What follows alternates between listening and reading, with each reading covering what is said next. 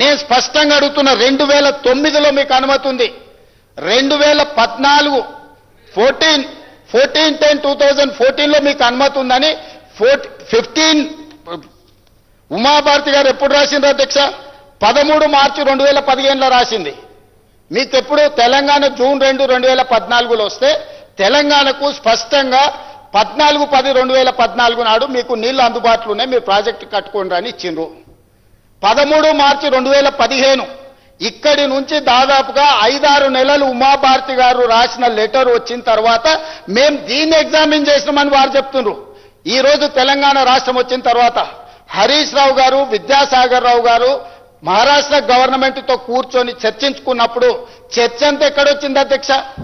నీళ్లు అందుబాటులో ఉన్నాయా లేవా అని కాదు, చర్చ జరిగింది ఆనాడు 1975లో ఎస్బి చవాన్, వెంగళరావు గారి మధ్యలో జరిగిన ఒప్పందం నుంచి మొదలు పెడితే డాక్టర్ వైఎస్ రాజశేఖర రెడ్డి గారు మొదలుపెట్టిన ప్రాణహిత చేవెళ్ల వరకు 148 మీటర్ల ఎత్తున కట్టుకోవాలనా, 152 మీటర్ల ఎత్తున తుమ్మిడేటి దగ్గర బ్యారేజ్ కట్టుకోవాలనా అనేది చర్చ అధ్యక్ష. మహారాష్ట్ర వాళ్ళు 148 మీటర్ల కట్టుకోండి, మాకు సబ్మెర్జ్ అంటే మా భూమి ముంపు తక్కువ ఉంటుంది అని వాళ్ళు అన్నారు.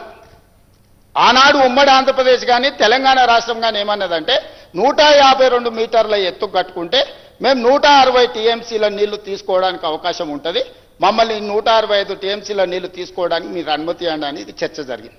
ఈ చర్చల సందర్భంగా ఈరోజు విద్యాసాగరరావు గారు బ్రతికిలేరు.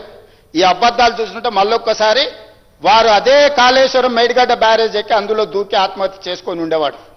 సాగునీటి నిపుణుడు తెలంగాణ ఉద్యమ సందర్భంలో టీఎంసీలు అంటేంది, క్యూసెక్స్ అంటేంది, వాళ్లతో సహా వాళ్ళ నాయకుడికి చదువు చెప్పిన విద్యాసాగర్ రావు గారు సలహాదారుడి కింద సాగునీటి ప్రాజెక్టుకి సలహాదారుడిగా ఉండి హరీష్ రావు గారితో సహా మహారాష్ట్ర ప్రభుత్వంతో కూర్చున్నప్పుడు చర్చల సారాంశం ఏందయ్యా అంటే వాళ్ళు అనుమతి ఇవ్వమని చెప్పలేదు అధ్యక్ష.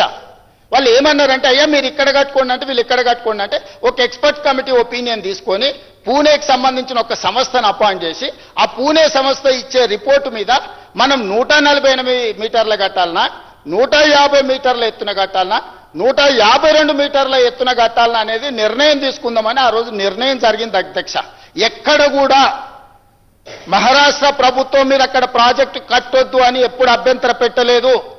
వాళ్ళకున్న అభ్యంతరం వల్ల 152 మీటర్ల ఎత్తున కడితే మాకు ఎక్కువ భూమి ముంపుకు గురవుతుంది కాబట్టి కొంత తగ్గించుకోండి అని వాళ్ళు అడిగారు.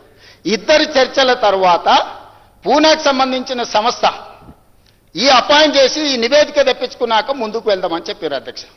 మరి లోపల 80,000 పుస్తకాలు చదివిన మేధావికి మెదడులో ఏం పురుగు దొల్చిందో నాకు తెలియదు, కుటుంబం నుంచి ఏం ఒత్తిడి వచ్చిందో తెలియదు. ఆనాడు నిజాం ప్రపంచంలోనే ఆగర్భ శ్రీమంతుడు అని విన్నాం. నిజాం కంటే కూడా శ్రీమంతుడు కావాలన్న ధనాశ దురాశ ఏం కలిగిందో తెలియదు. దాంతో ఎంబడే వీళ్ళు ప్రాజెక్టును షిఫ్ట్ చేయడానికి ఒక కమిటీని అపాయింట్ చేసిండ్రు అధ్యక్ష. ఎవరు? రిటైర్డ్ ఇంజనీర్స్ కమిటీ, తెలంగాణ మేధావులని వారే చెప్పిన రిటైర్డ్ ఇంజనీర్స్ కమిటీ వీళ్ళే అపాయింట్ చేసిన అనంతరాములు కమిటీ. ఈ అనంతరాములు కమిటీకి వీళ్ళు ఏం వివరాలు ఇవ్వలేదు అధ్యక్ష. ఏది నీటి కేటాయింపులు అందుబాటులో ఉన్నాయని కానీ ఈ కేటాయింపుల ప్రకారము ఇట్లా మాకు ఉన్నాయి మీరు ఏం చేయాలని అడగలే. వీళ్ళే డైరెక్ట్గా చీఫ్ మినిస్టర్ గారు ఆనాడు హరీష్ రావు గారు కలిసి GORT number 28 dated 21/1/2015 retired engineers Telangana మేధావులను అనంతరాములు, వెంకటరామారావు గారు, చంద్రమౌళి గారు, దామోదర్ రెడ్డి గారు, శ్యామ్ ప్రసాద్ రెడ్డి గారిని అపాయింట్ చేసుకుంటూ ఒక జీవో ఇచ్చింది అధ్యక్ష.